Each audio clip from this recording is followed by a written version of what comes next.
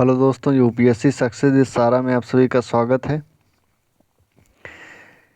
NCERT series में lecture number 8 में जो चैप्टर है 8, इसमें ग्रामीण क्षेत्र में आजीविका मतलब गांव में आजीविका मतलब जीने निर्वाह करने का किस प्रकार से व्यवस्था है उसी के बारे में पढ़ेंगे। और इकाई जो है 4 है आजीविकाएं। ठीक, इसमें जो 9th चैप्टर है वो शहर क्षेत्र की आजीविका और 8वां चैप्टर जो है जो पढ़ाने जा रहे हैं वो ग्रामीण क्षेत्र में आजीविका है। ठीक, तो आगे चलते हैं, वीडियो शुरू करते हैं। ज़्यादा कुछ नहीं इसमें, देखते हैं। पहले पार्ट में हमने अपने जीवन में मौजूद अनेक तरह की विविधताओं पर नज़र डाली।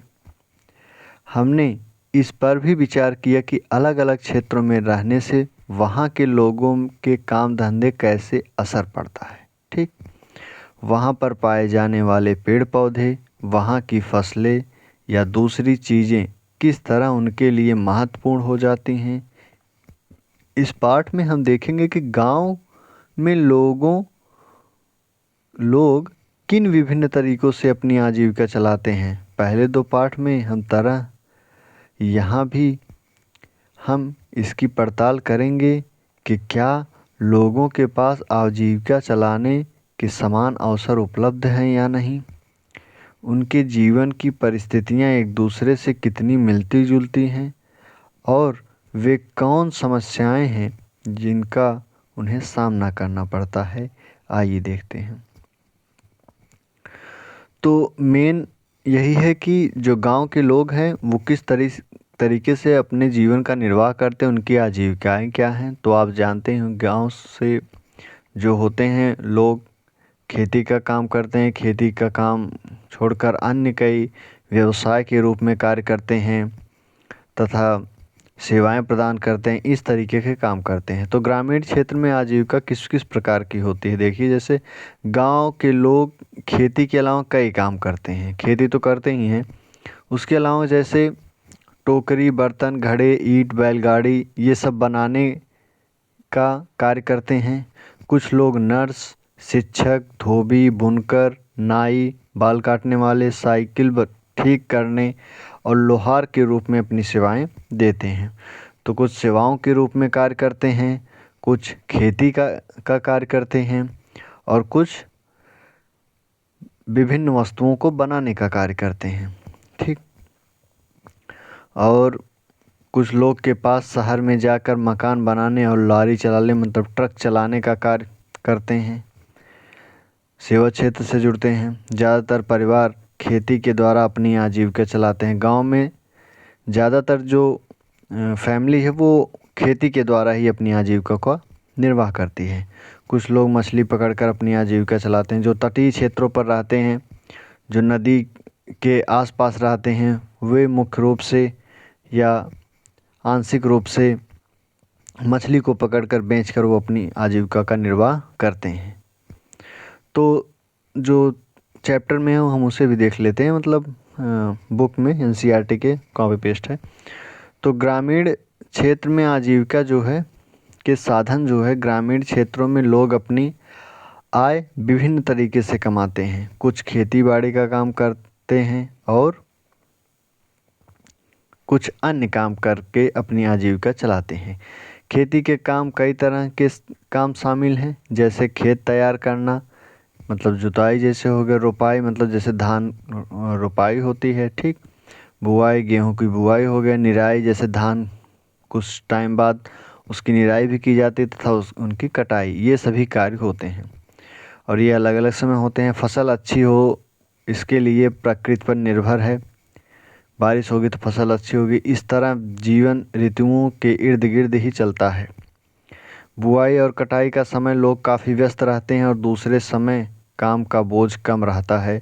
देश के अलग अलग क्षेत्रों में ग्रामीण लोग अलग अलग तरह की फसलें उगाते हैं, फिर भी हम उनके जीवन की परिस्थितियों में उनकी समस्याओं में काफ़ी समानताएं पाते हैं।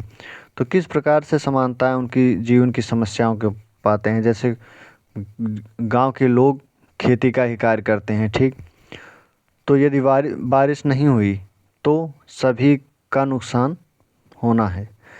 तो इनकी समस्याओं में समानताएं तो हैं, ठीक। सभी का फसल खराब होगा, बारिश अच्छी हुई तो फसल बहुत ही अच्छी होगी, ठीक। इस प्रकार से होता है।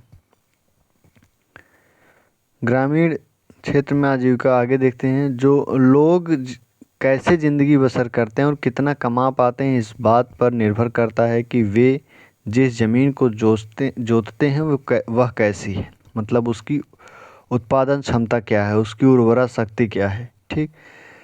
कई लोग उस ज़मीन पर मज़दूरों के रूप में निर्भर हैं। ज़्यादातर किसान अपनी ज़रूरतों को पूरा करने के लिए बाज़ार के बेचने के लिए फसलें उगाते हैं। तो ज़रूरत को पूरा करने के लिए फसलें उगाई जाती हैं, ठीक। कुछ लोग को अपनी फसल उन व्यापारियों को बेचनी पड़ती है जिससे वे उधार लेते हैं गुजर बसर करने के लिए। यदि आप किसी व्यक्ति से, किसी दुकानदार से या किसी से भी व्यापारी से कुछ उधार लेते हैं तो वो उन्हें ही अपना जो उत्पादन होने के बाद अब बेचा जाता है, ठीक। करने के लिए कई परिवार को काम के खातिर उधार लेना पड़ता है या तब लेना पड़ता है जब उनके पास कोई काम नहीं रहता। यदि जिस समय बुआई कटाई का काम नहीं रहता उस समय अधिकतर गांव के लोग किसान खाली समय पर आते हैं, तो उस समय जीवन का निर्वाह किस प्रकार से हो, उधार ही एक माध्यम होता है। तो किसान उधार लेते हैं, तो बाद में जब अपनी फसल की कटाई करते हैं तो उन्हीं व्यापारियों को बेचते हैं। ग्रामीण क्षेत्रों में कुछ परिवार ऐसे हैं जो बड़ी बड़ी ज़मीनों, व्यापार और अन्य काम धंधों पर फल फूल रहे हैं। ऐसा नहीं है कि सभी निम्न वर्ग के ही, बड़े बड़े जो ज़मींदार जो हैं, जिनके पास ज़मीनों की संख्या ज़्यादा है, जिनमें ज़मीनों में उत्पादन क्षमता अधिक है, वो अन्य काम धंधों से भी अपने खेती का कार्य और व्यापार का भी कार्य चला रहे हैं। फिर भी ज़्यादातर छोटे किसानों, खेतिहर मजदूरों, मछली पकड़ने वाले परिवारों और गांव के हस्तशिल्प मतलब जो हाथ से कुछ बनाते हैं, जैसे बैलगाड़ी हाथ से बना रहे हैं, ठीक। तो हस्तशिल्प है एक, ठीक। किसी भी प्रकार के बर्तन जो बनाते हैं कुम्हार, तो वो हस्तशिल्प है। तो उनका भी जो कार्य होता है वो भी हमेशा के लिए नहीं होता है। जैसे दिवाली में यदि जो बनाते हैं दिया, तो दिवाली के समय उसकी बिक्री ज़्यादा होती है, तो हर समय तो ऐसा नहीं दिया ज़्यादा बिकेगा। तो आजीविका कुछ ही समय के लिए ज़्यादा होती है, बाकी समय उन्हें उधार या अन्य किसी क्रियाओं के द्वारा उन्हें निर्वाह करना पड़ता है। वाले लोग पूरे साल रोज़गार नहीं मिल पाता, ऐसे जो लोग होते हैं उन्हें पूरे साल रोज़गार नहीं मिल पाता।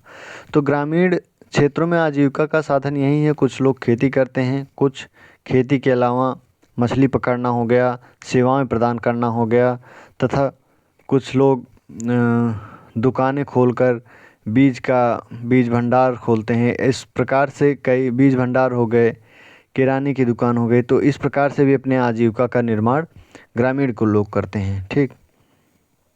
तो इस चैप्टर में ज़्यादा कुछ नहीं, बस इतना ही था चैप्टर 8 में।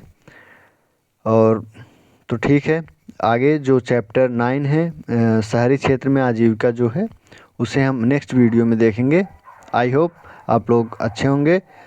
Wish you all the very best.